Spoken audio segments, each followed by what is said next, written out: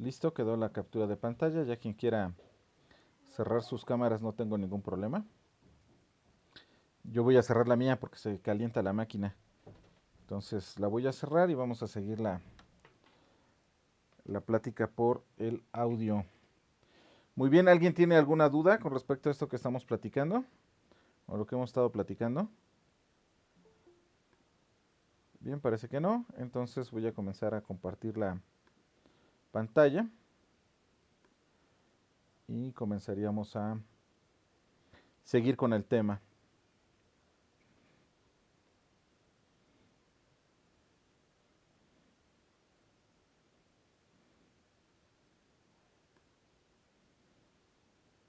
¿Ya ven ahí la pantalla?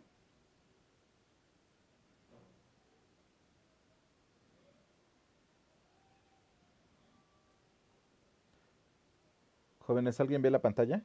O más bien alguien me escucha para comenzar.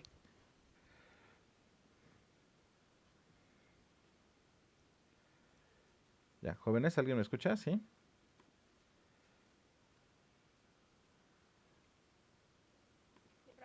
Ok, perfecto. Entonces vamos a continuar con la clase. Nos quedamos acá. Ah, no, este es el del sucralfato. Sigo buscando, ¿eh? No está tan sencillito la parte que hemos estado buscando de o sea, lo que estoy buscando es como la evidencia del trabajo. El que encontré fue en conejos. Y lo del agua también hablan de un desequilibrio, ¿eh? Con respecto a los electrolitos, como lo habíamos estado platicando ayer. Pero tampoco he buscado artículos científicos al respecto. Muy bien, nos quedamos ayer en esta parte. Vamos a continuar ahora con los de los estimulantes de la secreción, lo que sería el lubiprostone. Aquí está para que vean las presentaciones que hay, supongo que debe de haber otros. Este es un activador selectivo de los canales de calcio intestinales. Por tanto, promueve la secreción de agua y secundariamente aumenta la motilidad, que sería la parte importante. Aquí es el intercambio del líquido con el intestino y esto lo facilita. Y ha sido probado por la FDA, la norteamericana, para la constipación crónica para adultos mayores de 18 años, incluso para mayores de 65 años. Y su efecto secundario mayor es la posibilidad de contracciones uterinas, por lo que se ha agregado una advertencia sobre el uso en mujeres en edad reproductiva por su posibilidad de causar aborto. Y la dosis habitual en la constipación crónica es de 24 microgramos 2 veces por día. Muy bien. Aquí esta tablita, esto ya subí esta clase, no sé si ya se percataron, ya está en Classroom.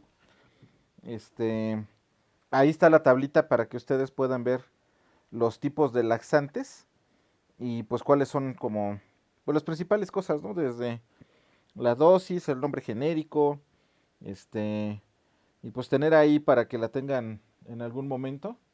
De todas formas, en los libros que les pasé también vienen mucha parte también de la dosificación y muchas otras cosas que ustedes pueden estar revisando ahí. No hay tanto problema con esta parte.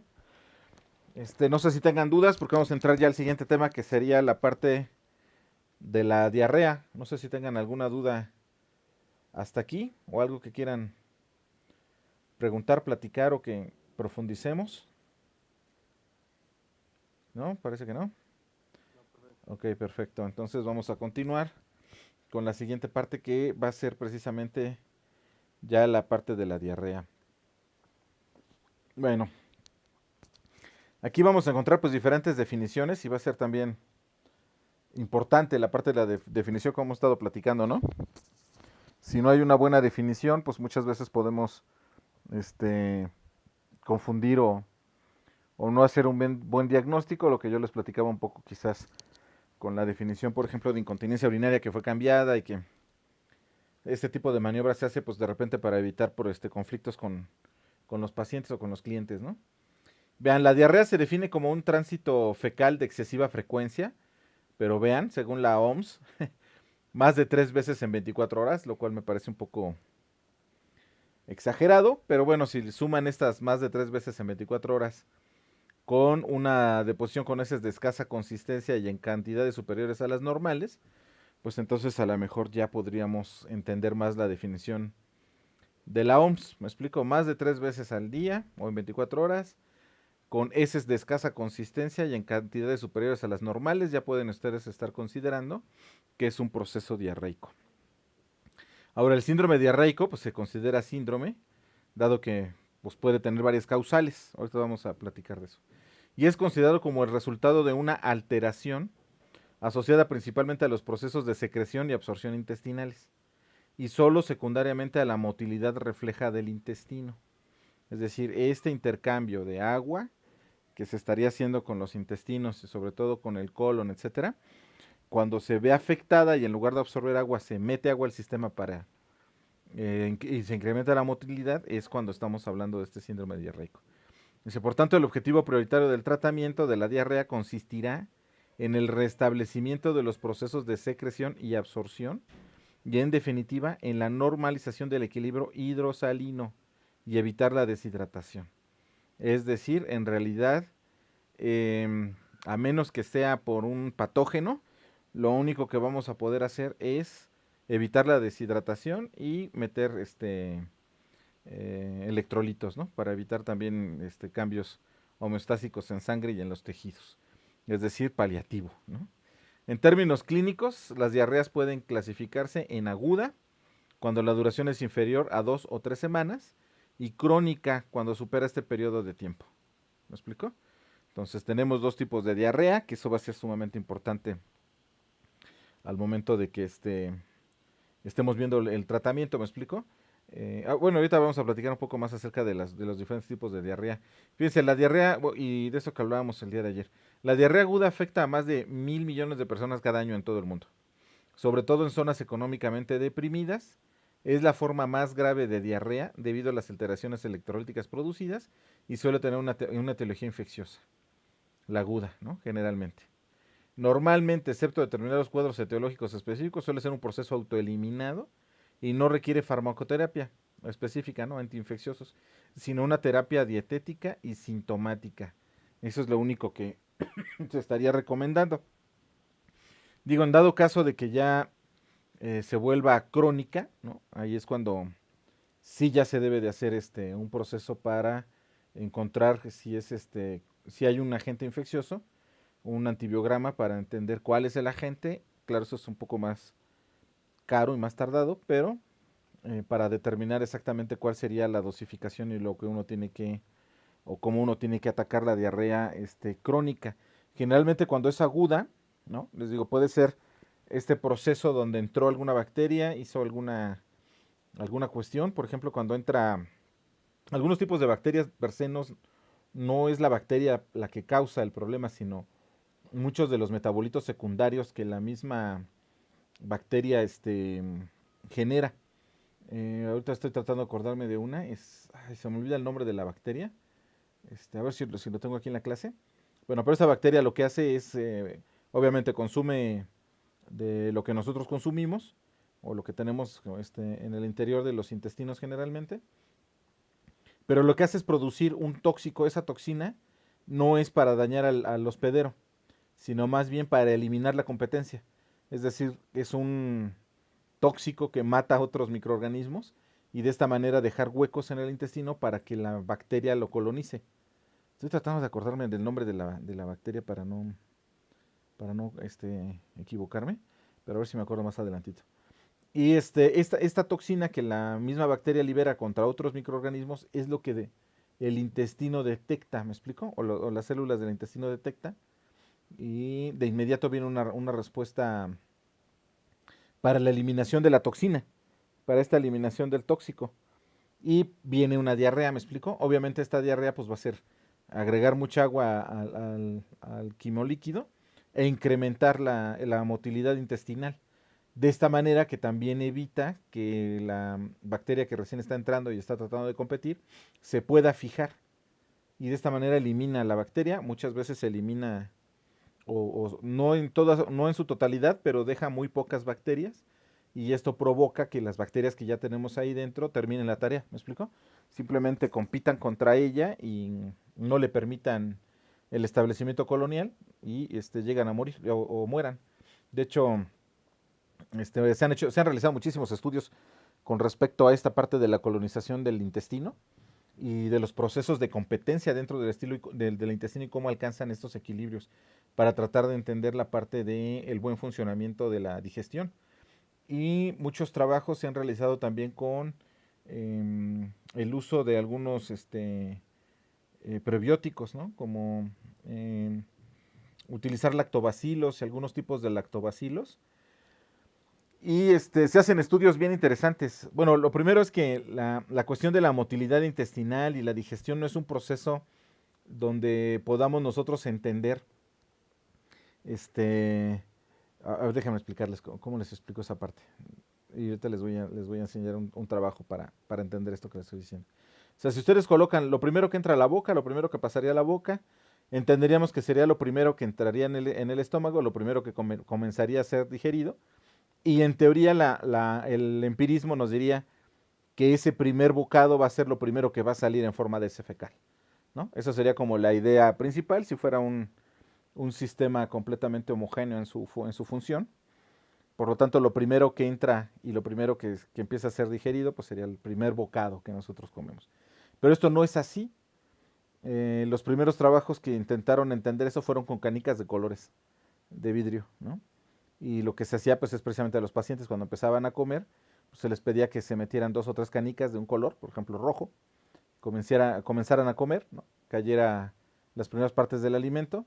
Posteriormente le pedían a la persona que se comiera ahora otros de otro color y así, ¿no? Se iban siguiendo con diferentes canicas de colores y después en la S fecal se buscaba precisamente el orden de la salida de estas canicas, ¿no? Con cada deposición. Y lo primero que encontraron es que esto no ocurría así, ¿no? O sea, es decir, no que las primeras entraran fueran las rojas, mucho de ello se mezclaba, por ejemplo, en el estómago, que uno lo entiende, pues el estómago comenzaría a moverse para mezclar todo el alimento que está ahí contenido, y muy probablemente ahí es donde se mezclaban las canicas.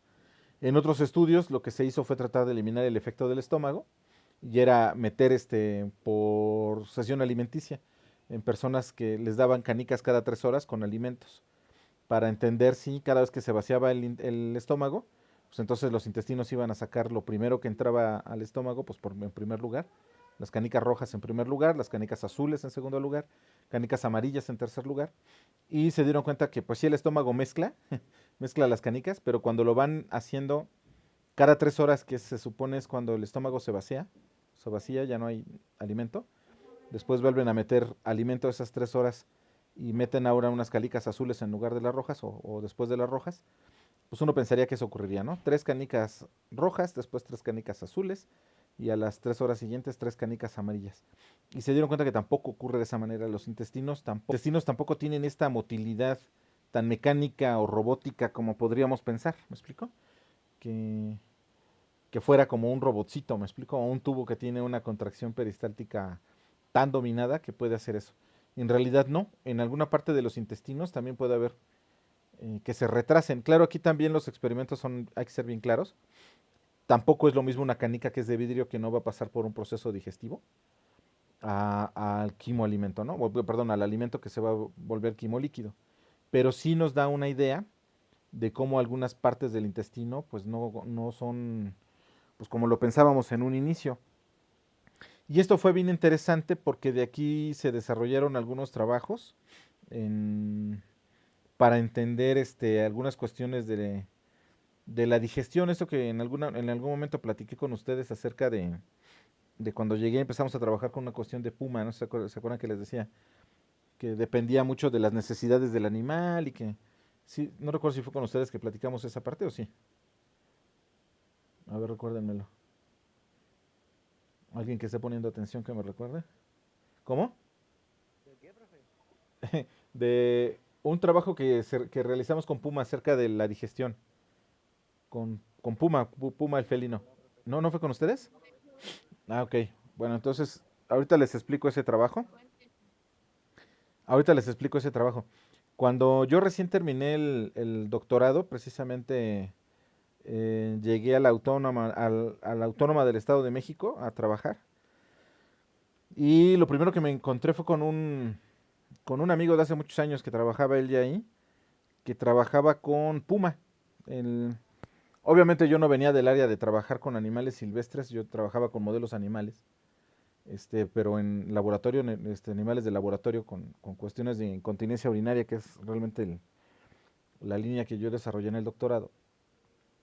Sin embargo, lo primero que él me invita es a participar en un trabajo para entender el sistema digestivo del puma, porque aquí al sur del estado, de aquí del Estado de México, donde me encuentro ahora, había un gran problema con ganaderos que de repente aparecían pues, su ganado muerto y de inmediato atacaban al puma.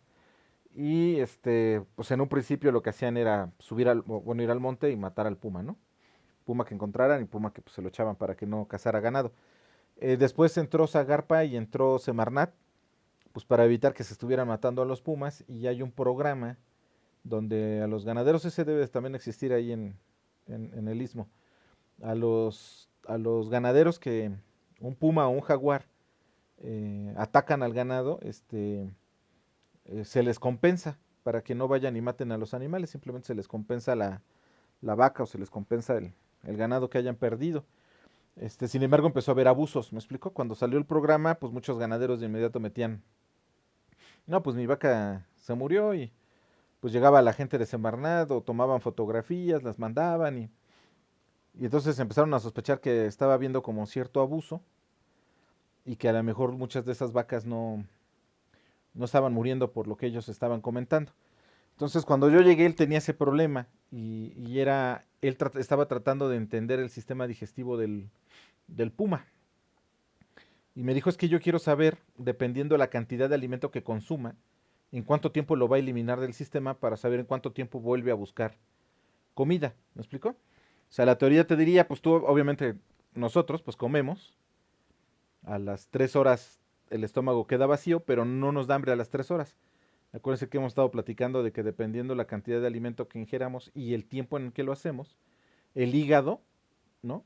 Se vuelve un regulador, un reloj, y nos sincroniza.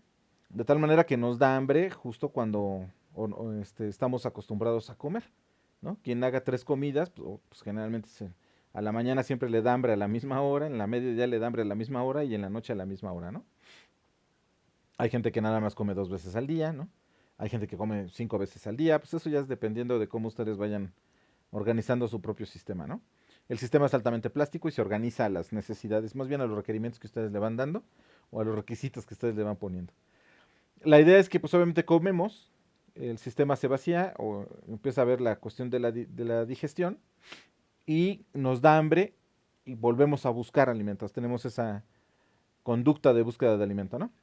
En el caso de los animales es igual, pero una parte importante de saber cuando un puma ha cazado y ha ingerido la cantidad suficiente de alimento es saber cuánto tiempo tiene el ganadero o cuánto tiempo va a ocurrir entre la ventana entre un ataque y otro.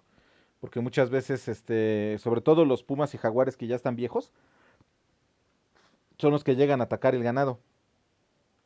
Porque son ya viejos, débiles, ya no tienen la misma destreza. Y obviamente de cazar a un venado, ¿no?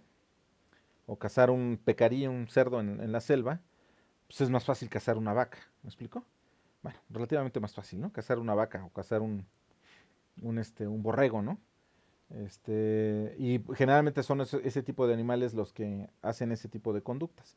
Entonces él en un principio lo que quería era saber la ventana de tiempo, ¿no? Que tenía entre que iba a haber un ataque y el siguiente ataque por parte del animal para tener esa ventanita y saber o predecir cuándo iba a volverse a presentar por ahí el animal y de esta manera tener una ventaja sobre el animal y poderlo pues ahuyentar. Hay un montón de formas, ¿no? De estímulos que se hacen para que el animal no se vuelva a acercar.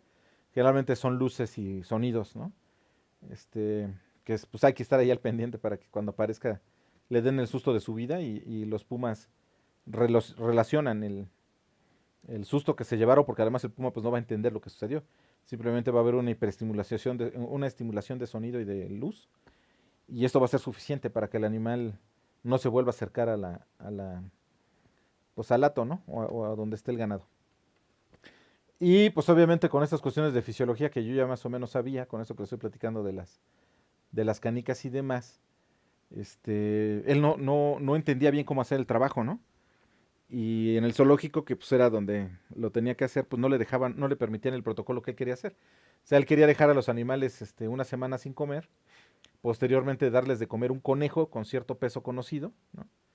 Este, esperar todo el tiempo que el animal defecara y durante 3 días más, después de la última defecación tenía que pasar 3 días. Si el animal no defecaba en esos 3 días, él consideraba ya que había eliminado todo lo que él había dado de comerle, ¿no? El conejo. Y y de esta manera poder pesar las heces fecales y ver cuánto había consumido, cuánto había desechado, con eso tener un índice de cambio de biomasa, más bien de alimento a biomasa, cuánto alimento aprovechaba del peso.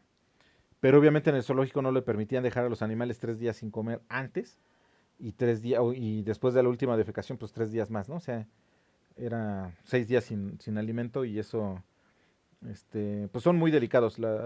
Realmente los médicos veterinarios y encargados de los animales en zoológicos sí son muy delicados con los animales. Sobre todo porque si se les llega a morir uno, se meten en una broncota, ¿no? Con Semarnat y se meten en una bronca enorme. Entonces son muy cuidadosos con los animales. Y a mí lo que se me ocurrió fue decirle, pues sabes que para que no dejes esto de dejarles sin comer, pues variarles la dieta, ¿no? Mételes un día un conejo, pero pinta al conejo, ¿no? Ponle una pintura a toda la carne, así déjalo todo pintado, para que observes de qué color sale el excremento, ¿no? Y tú puedas, cada vez que ves el excremento y vas viendo los diferentes colores, pues seccionar el excremento e irlo pesando. Y salió bonito el trabajo, en realidad él nunca dejó nunca le dio de comer a los animales. En el zoológico tienen una dieta de un día sí, un día no, un día sí, un día no, comen un día sí, un día no, un día sí, un día no. Y él mezclaba comidas, ¿no? En el primero, no recuerdo ya bien el protocolo, pero pues el primero me acuerdo muy bien que fue un conejo.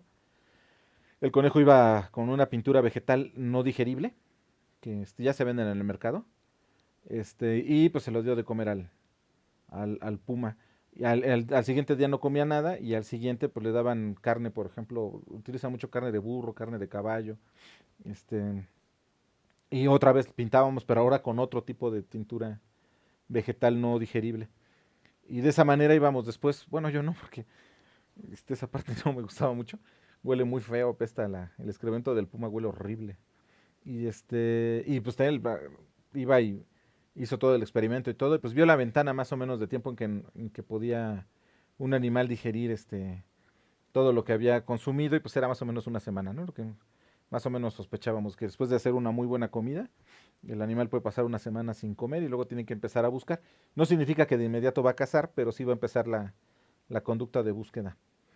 Y después de eso nos dimos cuenta de otro trabajito muy interesante que salió, y ese no tiene, bueno, ya tiene algún tiempo que nos lo publicaron, que fue que el puma que él estaba analizando, después lo que él quiso hacer, y ya lo hicimos también en conjunto, fue hacer un análisis de los excrementos del puma para saber cuál era la dieta que tenía el animal. Ah, y les voy a decir por qué, porque Semarnat contrataba a este doctor. Semarnat iba y le decía, oye, ¿sabes qué? Me acaban de reportar un ataque de puma, pues ve, ¿no? Y tú valídanos que realmente el puma haya matado a la vaca. Y de veras que este cuate hace como una escena de crimen, ¿eh? Como casi casi acordonaba el área, ¿no? Y después observaba hasta la forma en que me había muerto el animal. Yo no sabía, pero por él me enteré que dependiendo del grupo de animal, por ejemplo, generalmente los perros lo que se comen, cuando es un ataque de perro, de lobo, de coyote, lo que se comen son los intestinos y la parte del estómago, pero dejan la mayoría libre. Y lo que es hígado, vísceras y toda esta parte es consumido por los cánidos. En el caso de los jaguares, lo que consumen son la parte de la nuca, ¿no? Y las partes de las piernas. Y cuando es un ataque de puma, se comen parte de los brazos y también parte de las piernas. Entonces él podía reconocer muy bien. Ahora, la cuestión es que en la sierra donde él trabaja no hay jaguar. Entonces él sí podía reconocer el ataque de un cánido con respecto a un ataque de un felino, es diferente las áreas que se comen o las cosas que se comen. pero pues obviamente también tenía él que entender en los pumas de la zona, pues qué era lo que estaban consumiendo con mayor frecuencia. Y salió un trabajo bien interesante porque cuando él y su grupo empezaron a hacer los análisis, tenían que identificar hasta el tipo de pelo que sacaban en las excretas, ¿no? En las heces. El tipo, los huesos, un montón de cosas. Y hizo un trabajo sobre dieta en estos animales y el ganado era el 1%, ¿no? Del alimento que ellos contenían. Y les digo, generalmente eran animales viejos. O nosotros suponíamos que eran animales viejos. Y lo que él descubrió es que, por ejemplo, en esa zona no comían un animal que se llama pecarí, que seguramente lo han visto. Déjenme se los pongo para que lo conozcan si no lo han visto, pero seguramente lo han visto. Lo voy a poner acá. Que es el... Ahí lo que está él es el pecarí de collar. No estoy seguro si allí en el istmo llega el pecarí de collar, pero cuando menos el de labios blancos sí debe de estar. ¿Qué es este? Este es el pecarí de collar. Aquí está su collarcito, pues se le llama así. Que es un grupo de pelos blancos que tiene aquí, que es una señalización. Por aquí luego siempre ponen el de labios blancos cuando pongo pecarí de collar, pero creo que no, aquí es puro pecarí de collar. Este animalito, en todas las zonas donde hay puma y este animal, se lo comen. Y la idea, cuando empezamos a hacer los trabajos, nunca encontrábamos al pecarí. No lo encontrábamos, no lo encontrábamos, no lo encontrábamos. Y miren que tiene unas cerdas difíciles de digerir, ¿no? O sea, para que dijeran, bueno, pues es que se digería hasta el pelo. No. Y en un principio nos llamaba mucho la atención por qué no comían pecarí en la zona. Y de ahí salió un trabajo sobre los requerimientos energéticos del animal, fíjense. Fíjense, nada más conociendo el sistema digestivo, cómo nos fuimos hasta dónde, ¿eh? Y yo del área de biomedicina me fui hasta dónde, a trabajar con el puma. Bueno, para no hacerles el cuento tan largo, hicimos un trabajo de requerimientos energéticos, no pudimos nunca la idea era meter a los animales en unas cámaras de ay, se me olvida el nombre, de oximetría, es decir, observar cuánto oxígeno consumen y cuánto CO2 sacan para conocer el metabolismo basal de los animales, de los pumas. Nosotros suponíamos que iba a ser diferente dependiendo la altitud a la que estuviera el animal. Es decir, un animal que está en lugares muy altos hace más frío, tendría un requerimiento mayor de mayor energía para producir calor que con respecto a animales que viven a nivel del mar, donde hace menos frío o hace más calor, y no tienen tanto requerimiento energético para calentar el cuerpo. Desafortunadamente nunca pudimos, ni con los animales de zoológico, que están muy acostumbrados a la gente, poderlos meter a este tipo de cámaras. Fue imposible hacerlo. Pero lo que sí pudimos hacer es saber de la dieta del animal cuál tenía mayor cantidad de grasa.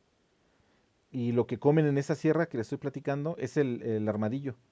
Es lo que comen en primer lugar. Luego se comen el tejón y en tercer lugar se comen al venado. Totalmente diferente a como en otras zonas. Nosotros lo relacionamos con los requerimientos energéticos, ¿me explico?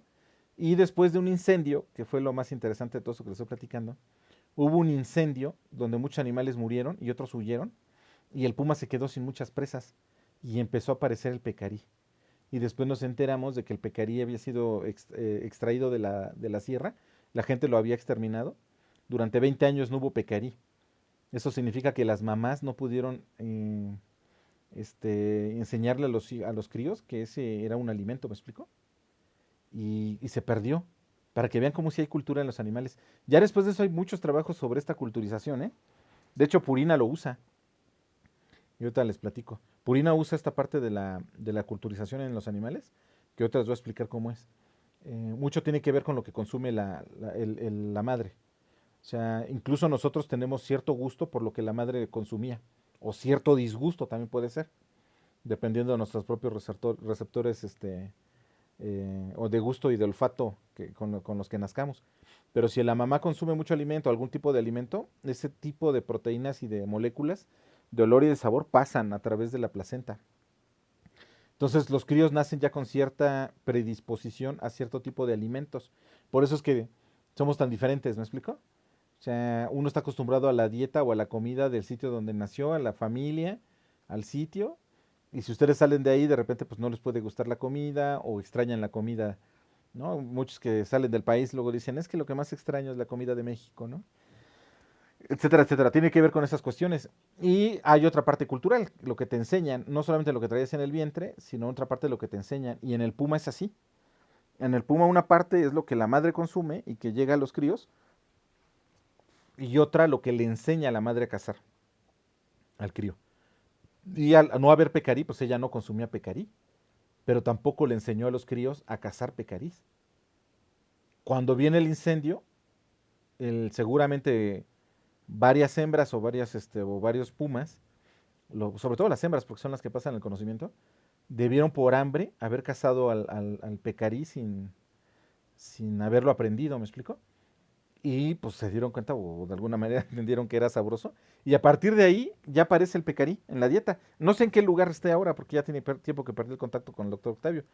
Pero en un principio ese era el tipo de cosas, ¿me explico? O sea, es decir, si ustedes conocen de la fisiología, pueden llevarse esas cosas de fisiología a otras áreas tan interesantes como estas, ¿no? O al menos a mí se me hacía bien interesante. Y una doctora estaba trabajando con algo así. Fíjate, ella es psicóloga. Y ella se interesó en el trabajo que nosotros estábamos haciendo. Se llama Robin Hudson. ¿Dónde se las voy a poner? Porque es bien interesante la historia de Robin. Robin, ella es australiana. Y ella es psicóloga. Entonces les enseño. Está en biomédicas. Es ella. Ella. Y ella. Ella no sé quién sea. Ella. Ella. Eh, Robin durante mucho tiempo, bueno, estudió psicología en Australia, luego estuvo en Alemania y hizo el doctorado con psicobiología del desarrollo, llegó a México, no sé por qué razón, al Instituto de Investigaciones Biomédicas donde yo la conocí. Cuando yo estaba trabajando lo del Puma, ella se interesó en un congreso, fue a hablar con nosotros. Y ella montó el mismo, o las ideas que nosotros teníamos, pero en gato. Y lo que ella hizo fue colocar gatos a cuyas, bueno, madres, un grupo de madres, a las que les daba de comer, por ejemplo, puro carne, ¿no? De res. Ahorita no me acuerdo el protocolo, ¿no? Pero supongan así. A un grupo de gatas embarazadas, pura carne de res, a otro grupo de embarazadas, carne de cerdo, a otro pescado y a otro les daba croquetas, croquetas de estas de alimento. Y cuando nacían los críos les ponía toda la batería enfrente de comida, ¿no? O sea, cerdo, pescado, res y croquetas. Y los hijos de las madres que habían consumido, por ejemplo, res, sí llegaban a probar de todo, pero lo que preferían era la carne de res, dentro de todo. Las que habían comido croquetas, pues comían croquetas. Aunque probaban de todo, lo que más tenían predilección era por las croquetas. Cuando ella llevó a un congreso que se llama Psychobiology, Developmental Psychobiology, que es un congreso bien interesante precisamente de estas cuestiones, llegó Purina y le compró el trabajo. Por eso mucha gente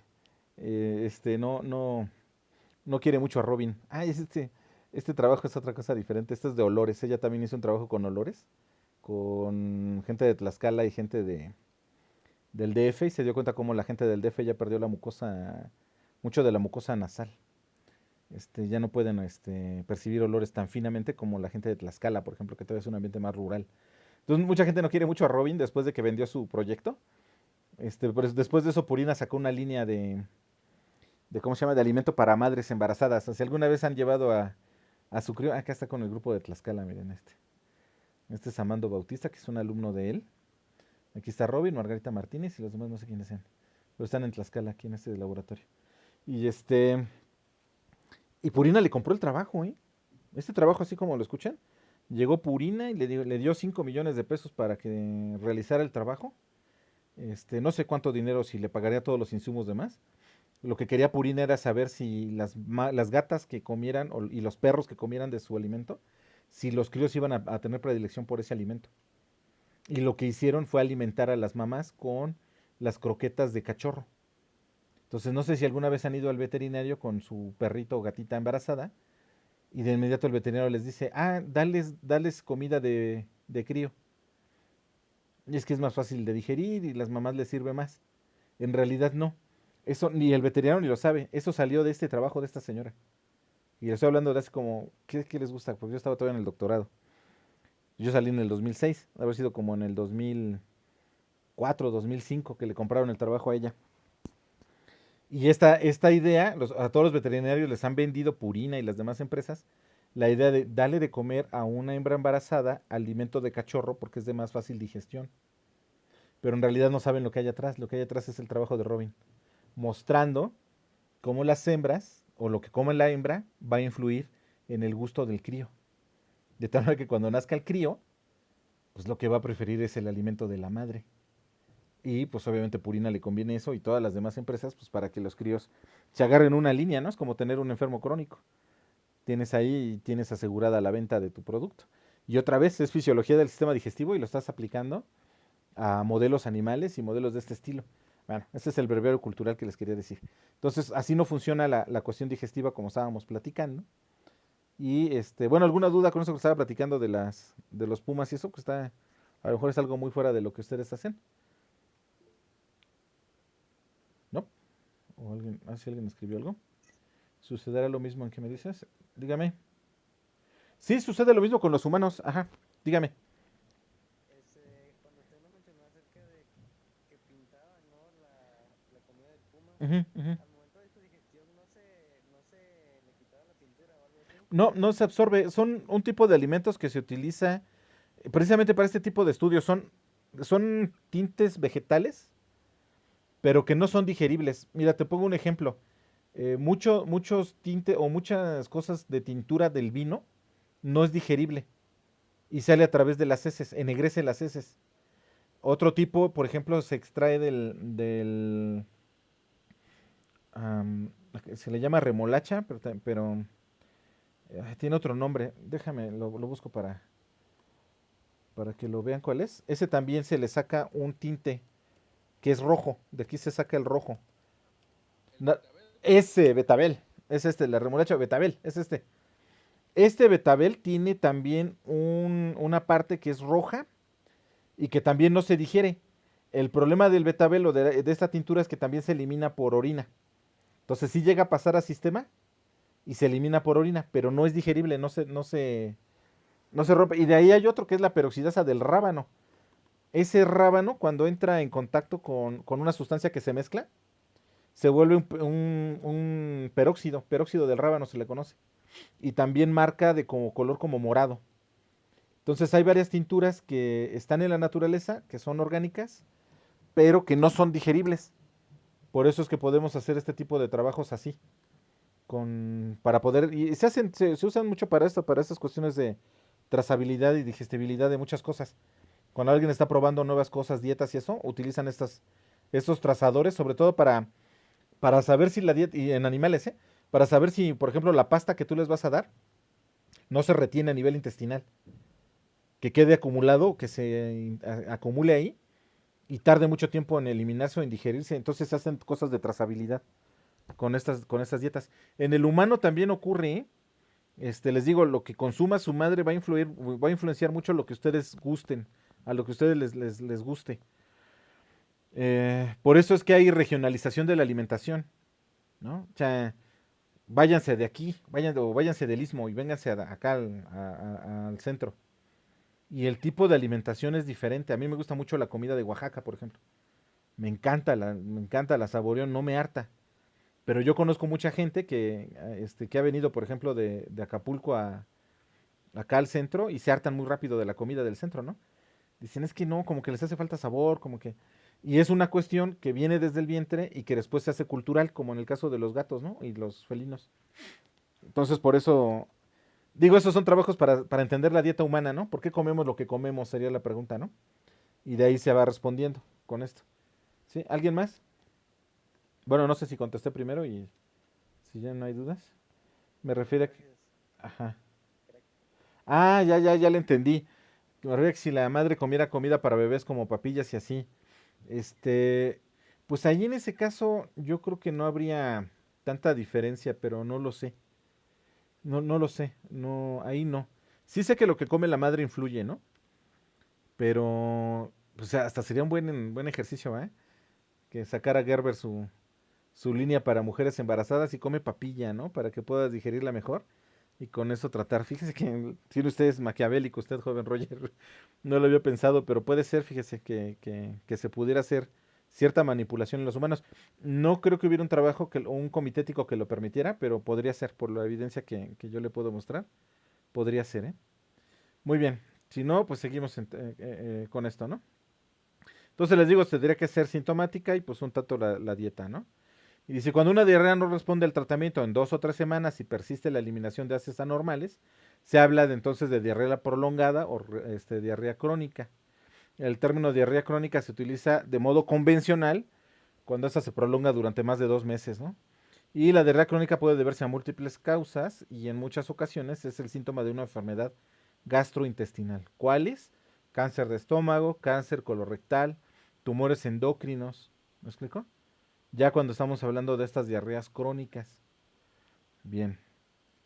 Ahora, el abordaje terapéutico de la diarrea pues pasa por la rehidratación oral, el uso de prebióticos, que es lo que les decía que hay estudios con prebióticos, y es bien interesante porque hay gente que lo que hacen es eso, precisamente meten los prebióticos y después analizan heces fecales para saber si los prebióticos se están quedando en el intestino o no, y hacen estimaciones.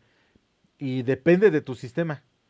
Hay gente que sí puede detener los prebióticos, y pareciera que sí, porque yo lo que creo ahí es que hay cierto equilibrio en los intestinos. Entonces llegan los lactobacilos y no tienen dónde. Ya no hay dónde se unan. Y vámonos. Se van para afuera. Y los eliminas. No se quedan. Y hay otros pacientes que se ha encontrado que sí. Pero a lo mejor ahí no hay tanto equilibrio intestinal. Estas cosas del equilibrio no los hemos entendido todavía. Y por eso a algunos sí les funcionan los prebióticos. Ahora ya hay otra cuestión que se llaman probióticos, ¿no? Que son ciertos azúcares que se pueden desdoblar y que facilitan o alimentan a la microbiota intestinal. O sea, ya te dan pastillas, pero no son pastillas para ti, son pastillas para que favorezcas tu microbiota intestinal, ¿no? Y son probióticos, o sea, bueno, son una parte de los probióticos. Aquí te vas con una dieta adecuada y en caso necesario, pues fármacos antidiarreicos. Les digo, la diarrea es un síntoma y por ello el tratamiento sintomático es más importante. Sin embargo, pues hay que tener en cuenta la identificación de su etiología, ¿no? E instaurar un tratamiento farmacológico si se considera oportuno para frenar la frecuencia de deposiciones. Aquí nos vamos a ver, bueno, me están escribiendo, ahorita checo. Ahora, dígame. Aprovechando, Claro. tenía la duda de la vez pasada. Ajá. Nos comentó un poquito sobre los trasplantes Ah, los trasplantes fecales, ajá. Mi duda era exactamente en qué porción se introducen estos, en la primera porción del recto o son introducidos paso a paso. Hasta donde yo sé, se introducen en la primera sección del colon. No sé si haya ya como un trabajo, como un trabajo claro, ¿no? Donde, no, donde, es que eso podríamos buscarlo. Deme chance de buscarlo para ver en los trabajos científicos cómo se ha hecho. Porque hasta donde yo sé, se coloca en la primera parte del colon, ¿eh? En los trasplantes que yo conozco. O sea, se meten en esta zona. Y la idea es que colonicen, ¿me explico? Que colonicen al colon. Que se venga o las bacterias comiencen a colonizar hacia arriba en el colon. Parece que hay cierta evidencia de que sí colonizan el colon, pero no conozco trabajos donde metan hacia arriba, ¿no? A estas partes, por ejemplo. No. Pero necesitaríamos ver los trabajos científicos porque una cosa es la terapia y otra cosa es lo científico, ¿no? Hacia dónde vaya la parte científica o hacia dónde está avanzando la parte científica. Y probablemente sí haya trabajos donde estén haciéndolo, pero de manera no terapéutica, sino más bien científica. Pero eso podríamos checarlo también, es interesante saberlo. ¿Sí? Sí, ¿verdad? ¿Ya quedó? Sí, profe, ya quedó. Ok, perfecto. Bueno, entonces el tratamiento farmacológico de la diarrea dependerá de su intensidad, duración y causa, ¿no? Pues los fármacos antidiarreicos están dirigidos a reducir o suprimir los síntomas propios de la diarrea, pues atacando la causa etiológica del proceso o mediante el efecto inespecífico, ¿no? Paliativo de la sintomatología. Estos fármacos inespecíficos no solo modifican la textura de las heces, sino que sobre todo incrementan la eficacia de absorción intestinal, sobre todo la absorción del agua, ¿no? Y para ello, pues aumentan la velocidad de absorción del agua y los electrolitos, ¿no? En los enterocitos y deprimen el tránsito intestinal, exactamente es lo que ocupamos, ¿no? Aquí están dependiendo o atendiendo a los mecanismos fundamentales de acción, los fármacos se clasifican en los siguientes grupos, que son estos 5. Fármacos de acción intraluminal, fármacos que inhiben la motilidad gastrointestinal, fármacos potenciadores de la absorción intestinal, fármacos inhibidores de la secreción intestinal y los antiinfecciosos específicos de agentes patógenos, ¿no? Que este es cuando ya lo que está cursando es por un proceso patogénico, ¿me explico? Que ya podemos identificar al patógeno y entonces utilizar ¿cómo se llama? Pues los fármacos o los antibióticos necesarios o antiinfecciosos necesarios para eliminar la infección. Muy bien, jóvenes, ¿preguntas hasta aquí? No, profe, todo bien. ¿Todo bien? Perfecto. Miren, vamos a terminar la clase hoy hasta aquí. Tengo que dar una plática ahorita a las 5. Entonces, me tengo que conectar a otra plataforma y preparar la presentación. Entonces, vamos a suspenderla aquí. Mañana terminamos con esto y empezamos a ver ya el sistema hematopoyético. Me parece que vamos un poco atrasados, pero la idea es que vayamos bien y que se vaya entendiendo bien antes que seguir avanzando así muy rápido, ¿me explico? ¿Alguna duda? ¿Algo que quieran comentar? No, profe, ¿No? todo bien. Ok, perfecto. Pues entonces nos escuchamos el día de mañana. Que estén muy bien, jóvenes. Hasta mañana. Que estén muy bien. Hasta mañana. Gracias a ustedes.